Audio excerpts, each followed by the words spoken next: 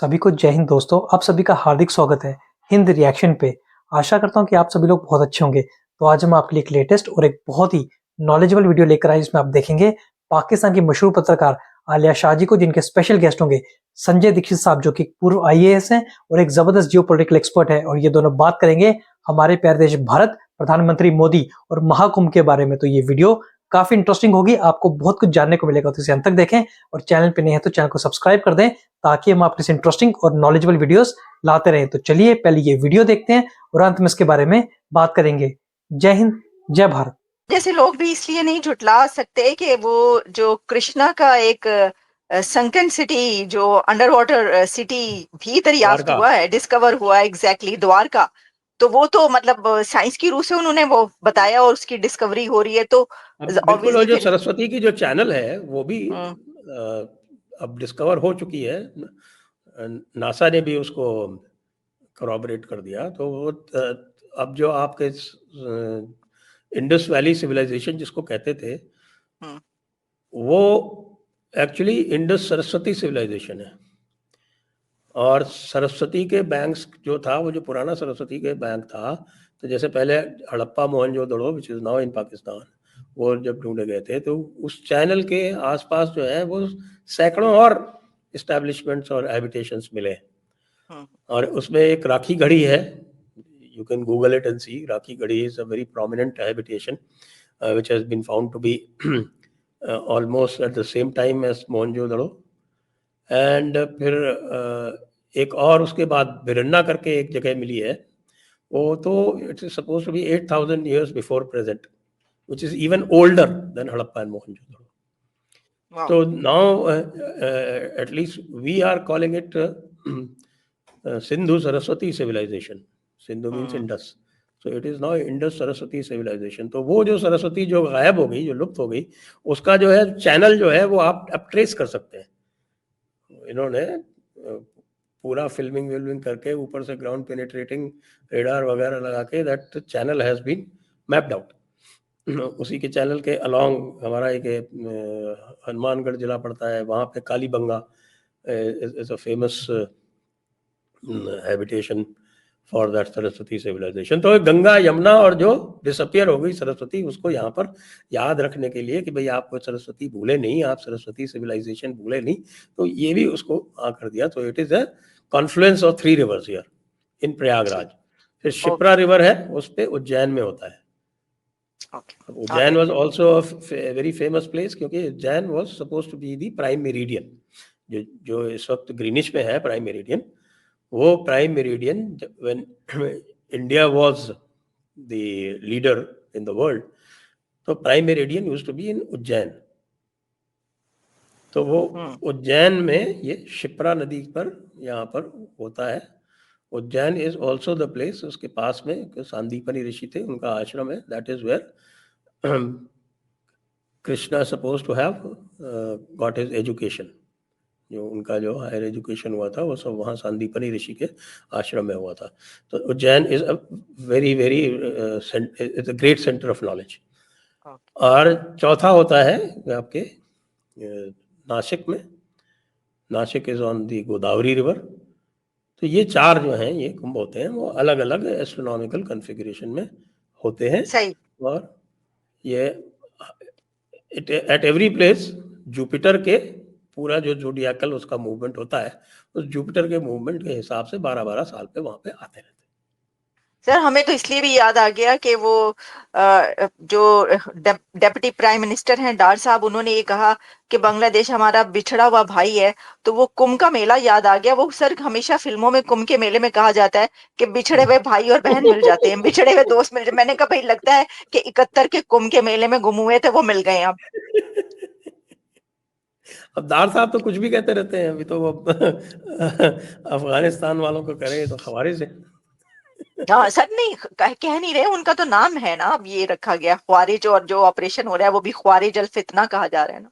अच्छा, खवारिज अल फितना। तो अब वो तो खवारिज अल फितना करेंगे तो कुछ तो उनको करना ही है।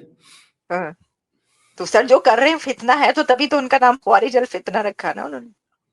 अब ये लोग पिछले 70 साल से फितना करते आ रहे हैं, उन्होंने तो अब शुरू किया है। लेकिन संजय जी, क्या वाकई ये जिस तरह मैंने कहा कि वो बिछड़ा हुआ भाई एक मिल गया, बांग्लादेश भी मिल गया, मशरकी पाकिस्तान मिल गया, तो कुंभ के मेले में वाकई इतना, क्योंकि 45 करोड़ होंगे तो लोग घूमते होंगे, इसी वजह से ये कहा जाता है ना मनी, यानी जो फिल्मों में भी हमने देखा कि जी कुंभ के मेले में घूम गए थे, इतना बड़ा जब मेला होगा तो ऐसा हो सकता है। पॉसिबिलिटी इज देयर, वो वहाँ हाँ। पे काफी बड़ा इंतजाम होता है वैसे ये हम्म। अपने managing 45 crore people is Herculean task in itself. तो बहुत मैसिव वहाँ पर इंतजामात किए जा रहे हैं हम्म। और पूरा एक नया सिटी बसता है मैं वहाँ तो, पे। हाँ अच्छा सर वैसे वहाँ पे जी, तभी तो आपसे बात करी, मैं तो देख के हैरान जब मैंने देखा पढ़ा ये कि 45 करोड़, माय गुडनेस, उसका इंतजाम कैसे होगा, ये हैरानी की बात है। वो क्या है कि प्रयागराज में जहाँ पे ये संगम होता है ना, तो वहाँ पे नदी जो है उसका जो पूरा एक्सपेंस है वो बहुत बड़ा है, लेकिन ये सर्दियों में वो बहुत छोटी हो जाती है। तो ऊपर से जब पानी नहीं आता है तो बारिश में जो है वो पूरा फैल जाता है। तो वो जो नदी का जो पार्ट है उसी में पूरा एक नया वहाँ पर एक सिटी बसाया जाता है। अच्छा वहाँ उस जगह पर हर साल मेला होता है इसी टाइम पे, उसको एक माघ मेला बोलते हैं। Magh is the 11th month of the Hindu calendar. तो वो माघ मेले के कारण जो है वहाँ मेला तो हर साल लगता है इस टाइम पे, हम्म। मकर संक्रांति के टाइम पे। हम्म। मकर संक्रांति आती है ना यहाँ के 14-15 जनवरी को, okay. when sun moves into Capricorn। तो सर आप ज्योतिषी भी हैं Sanjay ji? I have studied astrology, अच्छा, वाह, ओके। Basically astronomy. एस्ट्रोलॉजी तो मैंने बंद कर दी, लेकिन हाँ एस्ट्रोनॉमी तो मैंने खूब पढ़ी हुई है। तो ये जो है sun moves into Capricorn at that time, यहाँ पर माघ मेला लगता है। तो माघ मेले के तो इंतजाम हर साल होते हैं। अब कुंभ जो है वो उसका समझ लीजिए 50x हो गया है, महाकुंभ 50x हो गया। नॉर्मल होता है तो उसका मान लीजिए आप 20x होता है। ठीक। Mahakumbh this time they have to make 50x arrangements. That is what it is. Arrangement तो हर साल होते हैं वहाँ। ओके। अच्छा, इसी के साथ एक और महाकुंभ की हम बात कर रहे हैं, तो एक महाकाम कहीं हमके ये हो रहा है कि मैं देख रही थी कि इस वक्त खबरें ये चल रही हैं कि PM Modi inaugurates Delhi section of Namo Bharat corridor in big infra push. कहा यह जा रहा है, मैंने कुछ इसकी डिटेल्स देखी कि ये जो कॉरिडोर है और जो इंफ्रास्ट्रक्चर अब बन चुका है और बन रहा है इंडिया में, वो अनबिलीवेबल है और सबको बीट कर देगा। सर ये थोड़ी सी, अगर आपको, ऑब्वियसली मुझे पता है कि आपको इसके बारे में डिटेल्स मालूम होंगी, तो आप इसके ऊपर भी बात कर लेते नहीं हैं, लेटेस्ट न्यूज़ है। इसका बेसिकली नाम है RRTS, rapid rail transport system, और ये इंटरसिटी सिस्टम है। और इसका इनिशियली जो नेशनल कैपिटल रीजन है उसमें बनाया जा रहा है। और आपने उसकी फोटो वोटो तो देखी होंगी। तो it's highly advanced transport system. अभी जो बनाया गया है ये दिल्ली का एक स्टेशन है अशोक नगर, वहाँ से लेके और मेरठ, मेरठ साउथ। अभी इसमें कुछ और ऐड होना है, मेरठ साइड में भी कुछ और ऐड होना है और 2 स्टेशन इधर भी ऐड होना है दिल्ली साइड में। तो ये अभी बनाया गया है और फिर इसको जो है वो और अलग अलग स्टेट्स में दिल्ली से कनेक्ट किया जाएगा। तो इस पे they are running standard gauge trains, very fast trains.